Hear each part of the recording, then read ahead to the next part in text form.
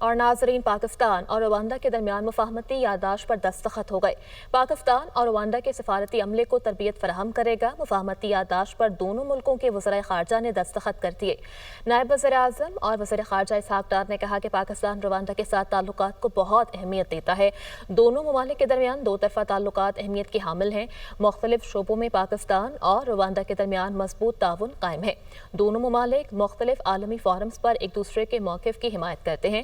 Pakistan Rwanda کی مصنوعات کے لیے پرکشش منڈی ہے۔ پاکستان ٹیکسٹائل، چاول سمیت دیگر مصنوعات کی برآمد میں عالمی پہچان رکھتا ہے۔ روانڈا کے وزیر خارجہ نے کہا کہ پاکستان کے ساتھ اعلیٰ سطح کے تبادلوں کے لیے پرعزم ہے۔ اعلیٰ سطح کے تبادلوں سے دو طرفہ تعلقات مزید مضبوط ہو جائیں گے۔ پاکستان اور روانڈا کے تعلقات باہمی احترام پر مبنی ہیں۔ پاکستان کے ساتھ دو طرفہ تجارت کا حجم بڑھانا چاہتے ہیں۔ پاکستان کے لیے اپنی مصنوعات روانڈا کو برآمد کرنے کے لیے مواقع موجود ہیں۔ پاکستان اور روانڈا عالمی امن مشن میں بھی اپنا بھرپور کردار ادا کر رہے ہیں۔